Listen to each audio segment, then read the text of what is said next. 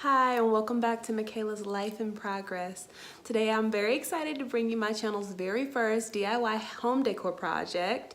It is, I'm warning you, cutting into the Christmas theme, but I'm about ready to start getting those crafts rolled out. I usually hoard them all until it gets a more appropriate season, probably about Thanksgiving, and then I'll switch everything over and everything's ready to go and prepped, and it's a shorter turnaround than if I were to be trying to actively craft things while it's time to be decorating. Also, pro tip, these people out here are really buying and putting out Christmas stuff, so if you don't get in while it's early, you might miss out on some things that you'd really love to have and you can't undo it or rewind it back. So I like to start early. I like to just buy and amass whatever old things, and I keep a glass jar and I just shove receipts in there from literally everything I buy and just hoard all the bags together. And then when it's time to decorate, I can decorate from my old collection of tubs of things that have been in storage for the season and also the bags of things from the stores. And if I end up not wanting something or not being able to use it the way I thought I could, I just find the receipt out of the jar. I'm gonna go back to Target and Hobby Lobby and all of those stores I shop at anyway. So I'll just swing by and get my money back for it, and someone else can have a shot at something that's probably not even in stock anymore by the time Thanksgiving has passed. So that's my tip to you. Shop early. Feel free to buy more than you're going to keep and just return it. You will go to our favorite stores again. Let's be honest with ourselves on that point. But you can end up with actually everything you want, not miss out on anything, and not end up with buying too much either. So it's a nice way to get all of those boxes checked.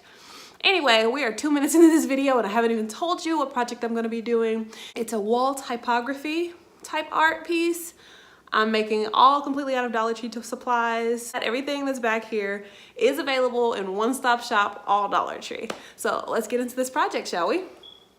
So the supplies I'm going to be using are this foam core board, pair of scissors,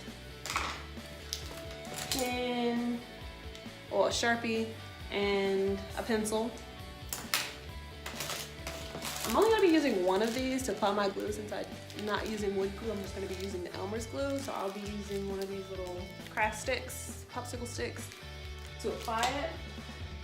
Glue, again, if you get the small nozzle, you won't need this giant gallon of glue. And these tumbling tower game, I've been seeing these used for a lot of cool wood projects. My Dollar Tree was actually out of the, what's it called? They use it for stain bead shoe polish.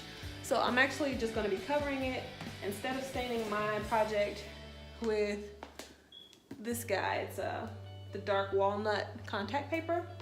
Okay, so I'll just be starting by cutting this. So I want my sign to be long.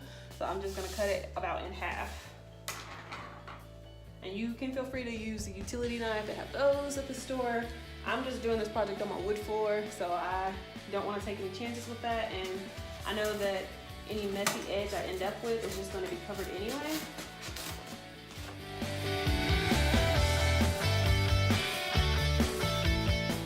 And in this step, you don't have to worry too much about getting the correct dimension. We'll correct and adjust for that in the end.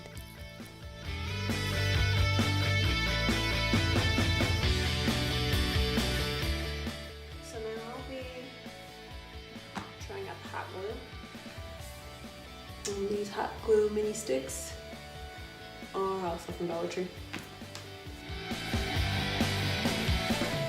So now that I've found the appropriate glue for the project, the dimensions I need are 15 wood pieces for each of the longer sides and then 5 for each of the 2 short sides.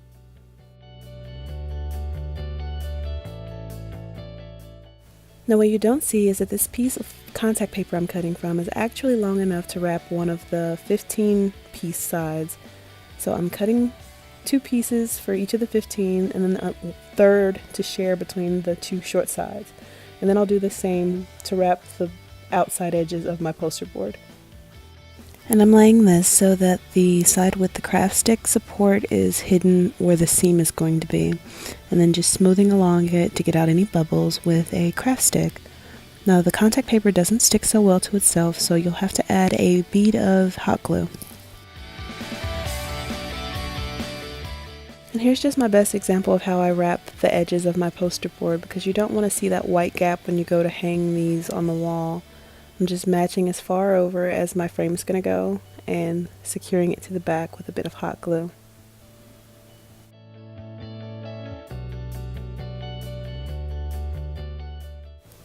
And with that white gap covered, now I just attach the frame piece on top of it.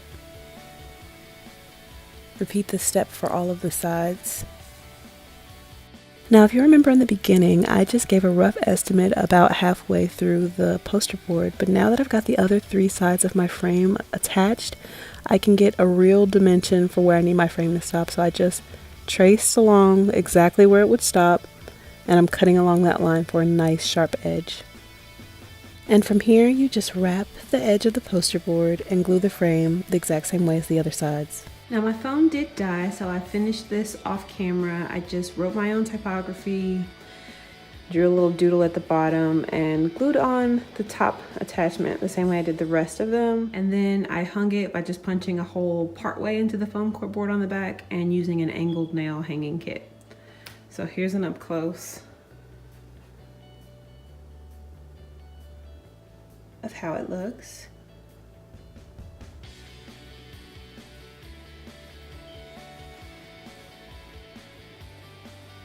I think it turned out really well.